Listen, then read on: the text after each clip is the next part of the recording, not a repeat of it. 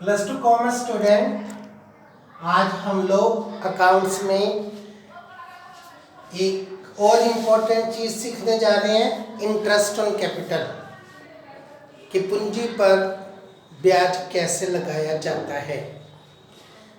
Partnership deed में पूंजी पर ब्याज के लिए मेंशन हो तब पूंजी पर ब्याज लगाना है। पार्टनरशिप डीड में रिटर्न में होना चाहिए, सभी पार्टनर्स की सहमति होनी चाहिए, तब पूंजी पर ब्याज लगेगा, अदरवाइज पूंजी पर ब्याज नहीं लगेगा।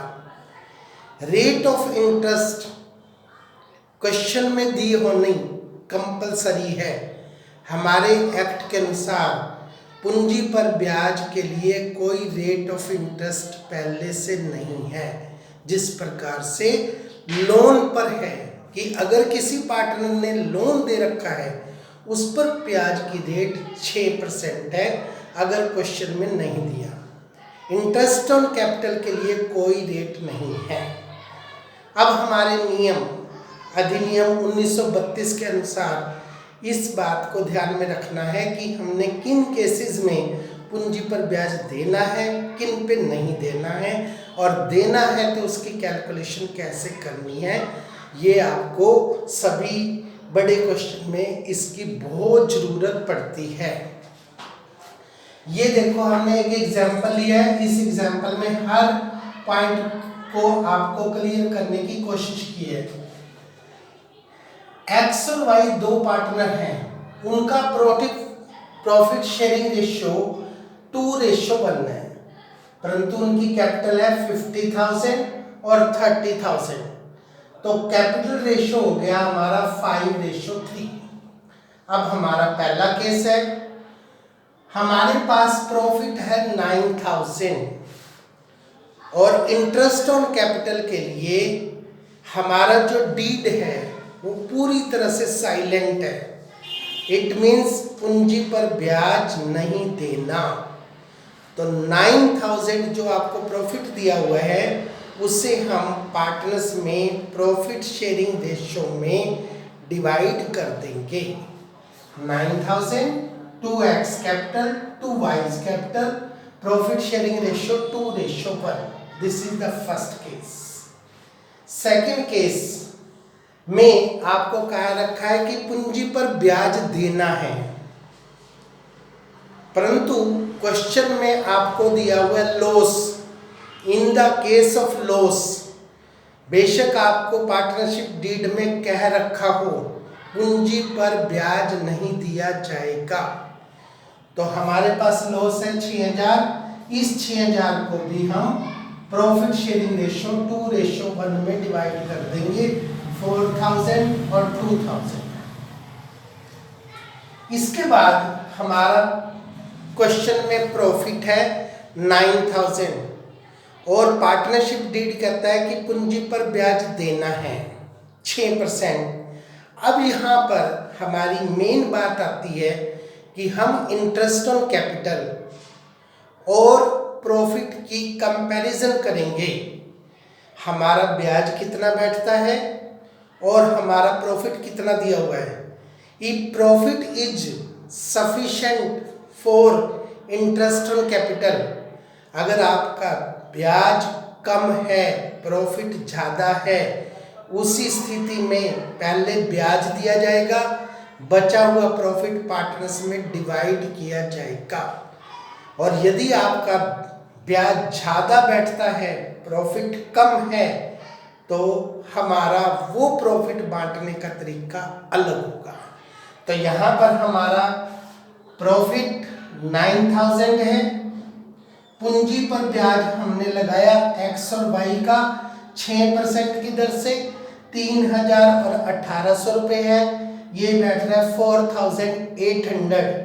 तो ब्याज हमारा कम है, ब्याज और प्रॉफिट ज़्यादा है, तो प्रॉफिट में से इंटरेस्ट सब्ट्रैक्ट करने के बाद हमारे पास प्रॉफिट बच गया 4,200। इस 4,200 को हम प्रॉफिट शेयरिंग रेशियो में बांटेंगे। नेक्स्ट केस में आप देखते हैं प्रॉफिट है हमारे पास 3,000 और इंटरेस्ट ऑन कैपिटल अगर हम देते हैं तो वो बैठता है 4800। तो ऐसी केस में the profit is not sufficient for interest on capital, therefore interest on capital is not provided to the partners and this profit divided among the partners in capital ratio, not in profit sharing ratio। तो उनका capital ratio क्या दिया हुआ है हमारे पास 5:3। तो ये profit उनको हम प्रॉफिट एंड लॉस रेशियो में बांटने की बजाय कैपिटल रेशियो में डिवाइड करेंगे 5:3। X capital Y capital 1875 1125। अब अगला केस, अगले केस में आपको पार्टनरशिप डीड ने कंपेल कर दिया कि पूंजी पर ब्याज हर अवस्था में देना है, चाहे क्वेश्चन में लॉस हो चाहे क्वेश्चन में कम प्रॉफिट हो, तो हम सबसे पहले पूंजी पर ब्याज देंगे। बचा हुआ जो भी रिजल्ट होगा, पॉजिटिव होगा या नेगेटिव होगा, वो पार्टनर्स में प्रॉफिट शेयरिंग रेशियो में डिवाइड किया जाएगा। तो नेक्स्ट क्वेश्चन में आपके लिए कंपलसरी है इंटरेस्ट ऑन कैपिटल। तो इस केस में हमारे पास प्रॉफिट है 3000, ब्याज बैठ रहा है 4800, ये ज़्यादा है, प्रॉफिट कम है, रिजल्ट आ गया नेगेटिव 1800। इसको हम प्रॉफिट शेयरिंग रेशियो में डिवाइड करेंगे 2:1। ये हमारे इंटरेस्ट ऑन कैपिटल लगाने के फार्मूले हैं। अब जब बड़े क्वेश्चन आएंगे तो आपको इन्हीं फार्मूलों को खुद एप्लीकेबल करना पड़ेगा, क्वेश्चन में कहीं भी मेंशन नहीं होगा। अब अगला क्वेश्चन देखें, बहुत ही अच्छा क्वेश्चन लिया है जिसमें हम आपको कैपिटल को सेट करना दिखा रहे हैं, कैपिटल पर ब्याज लगाना भी सिखा रहे हैं और कैपिटल रेशियो भी निकालना सिखा रहे हैं और कैपिटल कैसे शो की जाएगी उनके कैपिटल अकाउंट में और बैलेंस शीट में, ये भी दिखा रहे हैं। तो मिस्टर एक्स है, इसकी शुरू में 1 अप्रैल को कैपिटल थी 90,000, परंतु इसने 6 महीने बाद 30,000 रुपये विड्रॉ कर लिए। इसका मतलब इसकी कैपिटल पूरा साल एक सी नहीं रही। तो ऐसे केस में 90,000 को 6 से मल्टीप्लाई करेंगे 5,40,000, एक महीने की कैपिटल निकाल लो। 60,000 को 6 से मल्टीप्लाई करेंगे 3,60,000, एक महीने की कैपिटल निकाल लो। तो एक महीने की हम कैपिटल निकालते हैं और इसका क्या करते हैं टोटल। तो ये टोटल होगी 9 lakh for 1 month. Similarly Y की कैपिटल 75,000 फॉर फर्स्ट 4 मंथ्स। फिर इसने अपनी कैपिटल को इंक्रीज कर दिया अप टू 90,000, 90,000 रुपये तक। तो 90,000 इसकी रही 4 मंथ्स। फिर इसने 30,000 रुपये विड्रॉ कर लिए, वो भी 4 महीने रहे, 4 महीने ये रहे, 4 महीने ये रहे, 4 महीने ये रहे। इनको हम 4 से मल्टीप्लाई कर देंगे 3 लाख, 3,60,000, 2,40,000, 9 लाख। ये बन गई इसकी एक महीने की कैपिटल। जेड की कैपिटल है 75,000 फॉर फर्स्ट 7 मंथ्स। फिर उसने 60,000 बाई 60,000 से क्या कर दिया इंक्रीज, तो उसकी कैपिटल होगी 1,35,000 फॉर 5 मंथ्स। इसको भी हम एक महीने की कैपिटल बना लेंगे। अगर आपको कहता है कि कैपिटल रेशियो निकाल के दिखाओ, तो कैपिटल रेशियो हो जाएगा 9 लाख, 9 लाख, 12 लाख। हमने सबका समय एक कर लिया, एक महीने की कैपिटल निकाल ली, तभी आप कैपिटल रेशियो निकाल सकते हो, नहीं तो नहीं निकाल सकते।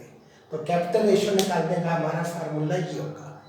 अगर इसी क्वेश्चन में आपको कहता है कि इंटरेस्ट निकाल के दिखाओ, rate of interest 12% you have given in the question, तो आपका होगा 9 lakh into 12 divided by 100 into 1/12। एक महीने का ब्याज निकाल लेंगे क्योंकि हमने एक महीने की राशि निकाल ली। इसी प्रकार से इसका ब्याज बैठ जाएगा 9,000, इसका 9,000 और इसका 12,000।